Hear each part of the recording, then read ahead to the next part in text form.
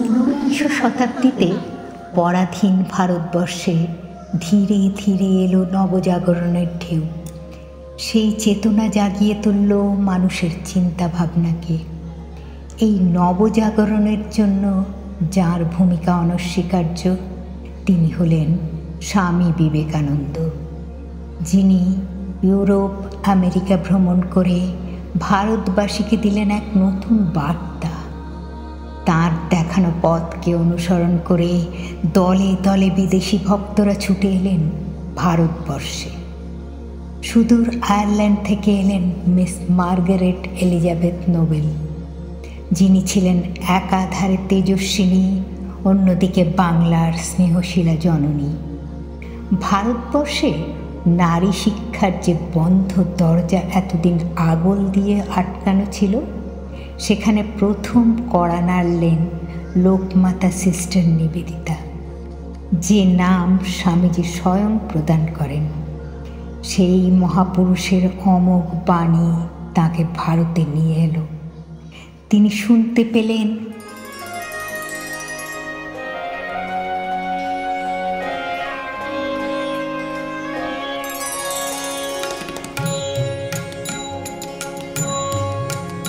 ওই মহাসিন্ধুর পার থেকে কি সঙ্গীত ভেসে আসে, ওই মহাসিন্ধুর পার থেকে কি সঙ্গীত ভেসে আসে।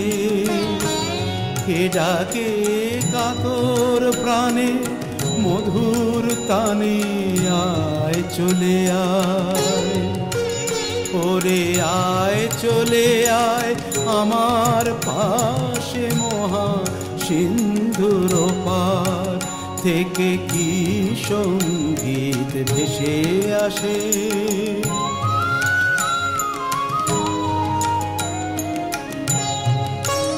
বলে আয় রে ছুটে আয় রে তোরা, হেথা নাই কো মৃত্যু নাই কো জরা। বলে আয় রে ছুটে আয় রে তোরা, হেথা নাই কো মৃত্যু নাই কো জরা। হেথা বাতাস গীতি গন্ধ ভরা, চির স্নিগ্ধ মধুমাসে।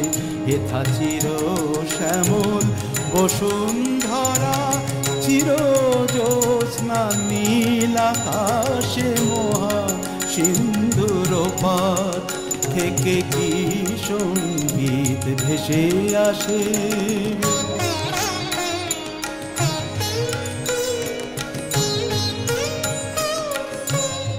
কিন্তু এ কোন দেশ, যেখানে চারিদিকে ছড়িয়ে আছে মণি মাণিক্য, অথচ তাকে ব্যবহার করবার উপযুক্ত শক্তি নেই? বাড়ি বাড়ি ছুটে গেলেন ভগিনী নিবেদিতা। পরাধীনতার শৃঙ্খলকে মোচন করে নারী জাতিকে আহ্বান জানালেন। দুর্বার গতিতে ছুটে আসতে বললেন, আর বললেন,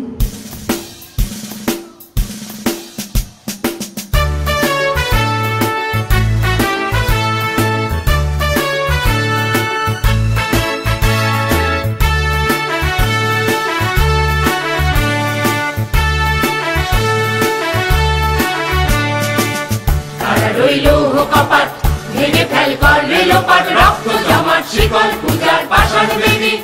ওরে ও তরু নিশান বাজা তোর প্রলয় নিশান, ধ্বংস নিশান উড়ুক প্রাচীর প্রাচীর বেদী। তারা রইল কপাট ভেঙে ফেল কর রেলোপাট, রক্ত জমাট শিকল পূজার পাষাণ বেদী।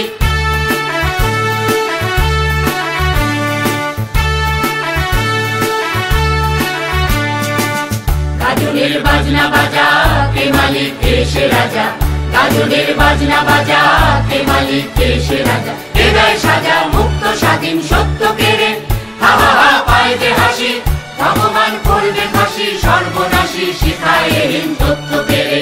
তারা রইল কপাট ভেঙে ফেল কর রেলোপাট, রক্ত জমাট শিকল পূজার পাষাণ বেদী।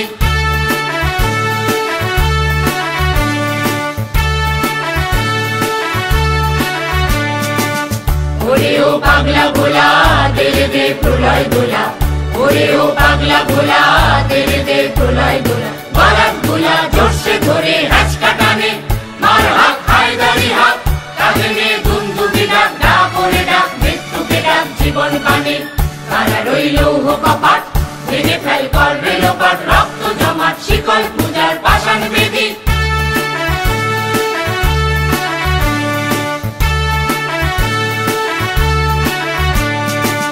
নাচে ওই কাল বসেছি কাটাবি কাল বসেছি নাচে ওই কাল বসেছি কাটাবি কাল বসেছি মেয়ে দেখি ভীমকারার ওই ভিত্তি নারী লাঠি মার ভাঙরে তালা যত সব বন্দিশালায় আগুন জ্বালা ফেল পাড়ি তারা রইল কপাট ভেঙে ফেল কর রেলোপাট রক্ত জমাট শিকল পূজার পাষাণ বেদী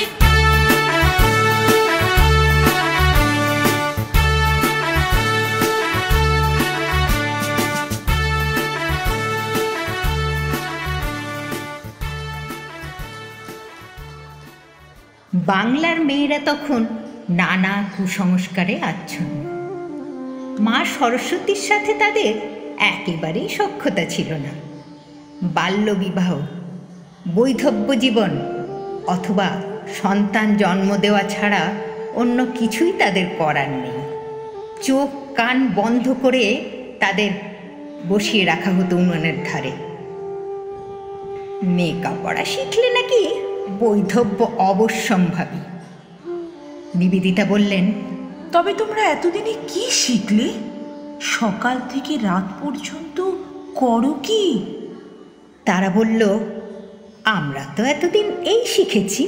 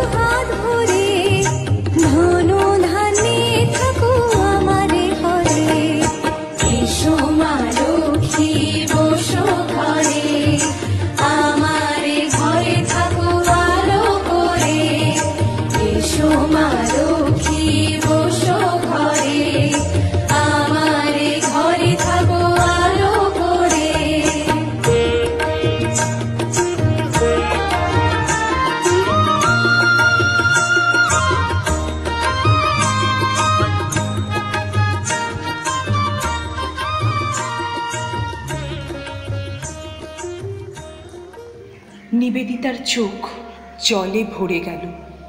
সমাজের চাপিয়ে দেওয়া নানা ধরনের আচার বিচার, ব্রত, উপবাস এবং নিয়মের নাগপাশে মেয়েরা যেন বাঁধা পড়ে আছে। অপার করুণায় তিনি বঙ্গলন্নাদের পাশে এসে দাঁড়ালেন। কলকাতার বাগবাজারে একটি বালিকা বিদ্যালয় খুললেন, কিন্তু ছাত্রীরা তখন হাতে গোনা। তারা যেন গরাদের পিছন থেকে বলছে,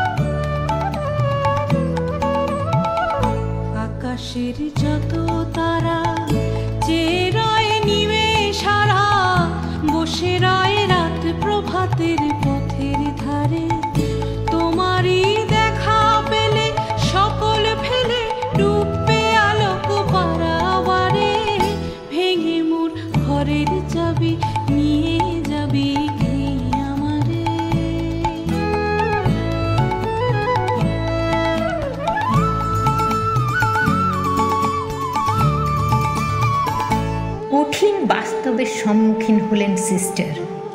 নির্ভীক চিত্তে মুক্ত কণ্ঠে তিনি ডাক দিলেন অবলাদের। কোনো বাধাই আজ বাধা নয়, কোনো পথই আজ কঠিন নয়। নদী যেমন একাই পাহাড় ডিঙিয়ে খানা খন্দ ছাড়িয়ে নেমে আসে মোহনায়, সিক্ত করে তোলে মাটিকে, মেয়েরাও তেমনি সমাজে আনবে নতুন জাগরণ। দিন বদলের সূচনা হবেই। তিনি বললেন,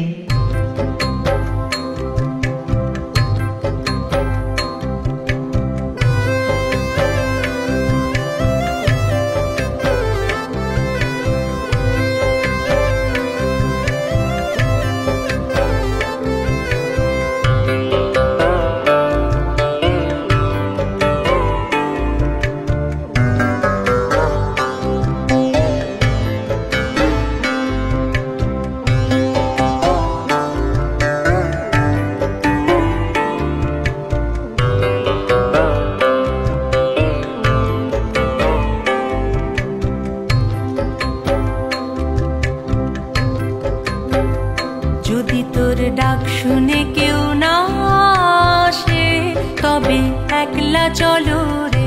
যদি তোর ডাক শুনে কেউ না আসে তবে একলা চলো রে। তবে একলা চলো, একলা চলো, একলা চলো, একলা চলো রে। তবে একলা চলো, একলা চলো, একলা চলো, একলা চলো রে।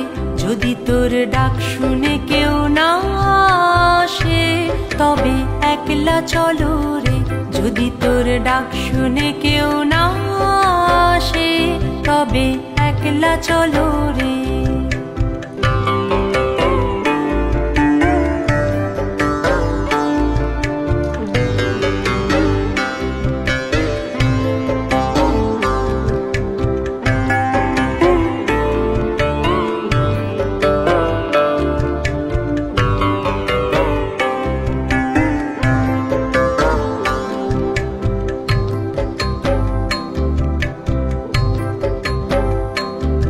যদি কেউ কথা না কয়, ওরে ওরে ও আভাগা, কেউ কথা না কয়। যদি সবাই থাকে মুখ ফিরায়ে, সবাই করে ভয়। যদি সবাই থাকে মুখ ফিরায়ে, সবাই করে ভয়। তবে পরাণ খুলে ও তুই মুখ ফুটে তোর মনের কথা একলা বলো রে। ও তুই মুখ ফুটে তোর মনের কথা একলা বলো রে। যদি তোর ডাক শুনে কেউ না আসে তবে একলা চলো রে।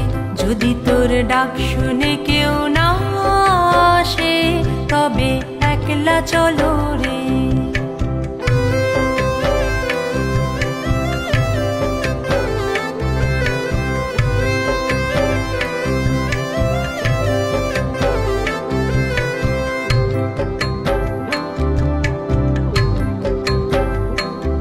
যদি সবাই ফিরে যায়, ওরে ওরে ও আভাগা, সবাই ফিরে যায়। যদি গহন পথে যাবার কালে কেউ ফিরে না চায়, যদি গহন পথে যাবার কালে কেউ ফিরে না চায়, তবে পথের কাঁটা তুই রক্ত মাখা চরণ তলে একলা দলরে। ও তুই রক্ত মাখা চরণ তলে একলা দলরে। যদি তোর ডাক শুনে কেউ না আসে তবে একলা চলো রে। যদি তোর ডাক শুনে কেউ না আসে তবে একলা চলো রে।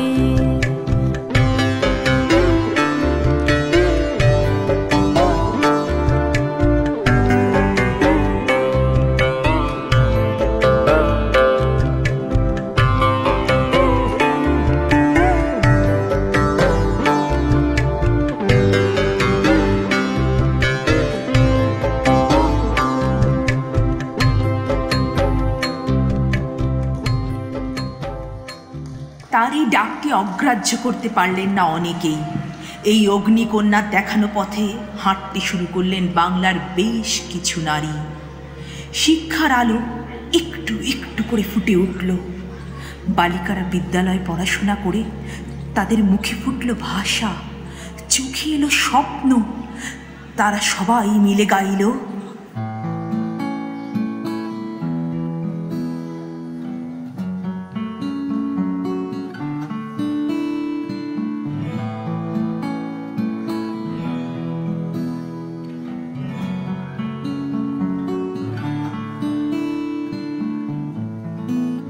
আমার হাত বান্ধিবি, পা বান্ধিবি, মন বান্ধিবি কেমনে, আমার চোখ বান্ধিবি, মুখ বান্ধিবি, পরাণ বান্ধিবি কেমনে, আমার হাত বান্ধিবি, পা বান্ধিবি, মন বান্ধিবি কেমনে, আমার চোখ বান্ধিবি, মুখ বান্ধিবি, পরাণ বান্ধিবি কেমনে।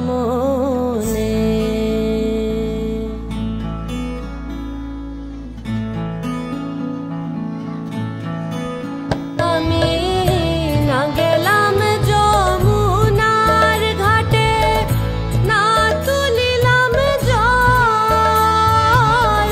না হেরিলাম তারে সখী, না হইলাম চঞ্চল। আমি না গেলাম যমুনার ঘাটে, না তুলিলাম জল, না হেরিলাম তারে সখী, না হইলাম চঞ্চল। আমার ইচ্ছা বান্ধিবি, সোহাগ বান্ধিবি, অনুরাগ বান্ধিবি কেমনে, আমার হাত বান্ধিবি, পা বান্ধিবি, মন বান্ধিবি কেমনে, আমার চোখ বান্ধিবি, মুখ বান্ধিবি, পরাণ বান্ধিবি কেমনে।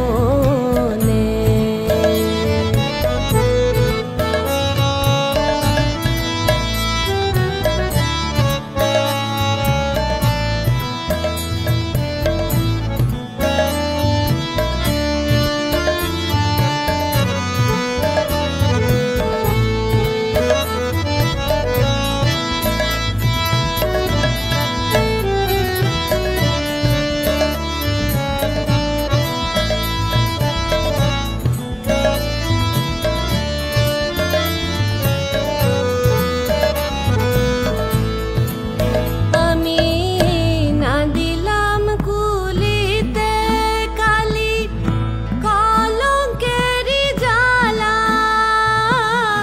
না হয় হইল সে মরি অঙ্গেরি মালা। আমি না দিলাম কুলিতে কালি, কলঙ্কেরি জ্বালা, না হয় হইল সে মরি অঙ্গেরি মালা। আমার ঘর বান্ধিবি, পথ বান্ধিবি, কপাল বান্ধিবি কেমনে, আমার ঘর বান্ধিবি, পথ বান্ধিবি, কপাল বান্ধিবি কেমনে, আমার হাত বান্ধিবি, পা বান্ধিবি, মন বান্ধিবি কেমনে, আমার চোখ বান্ধিবি, মুখ বান্ধিবি, পরাণ বান্ধিবি কেমনে, আমার চোখ বান্ধিবি, মুখ বান্ধিবি, পরাণ বান্ধিবি কেমনে।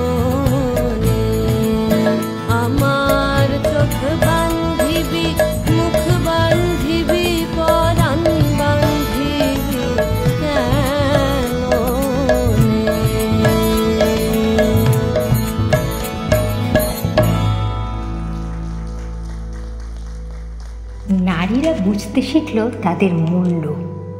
সিস্টার নিবেদিতার হাত ধরে সেদিন বাংলার মেয়েরা দেখল মুক্তির আলো। এই প্রেরণাদাত্রী প্রকৃত সিংহী স্বামীজির দেখা নতুন ভারতের স্বপ্নকে এগিয়ে নিয়ে গেলেন অনেক অনেকটা দূরে। তার সঙ্গে সঙ্গে মেয়েরা গেয়ে উঠলেন,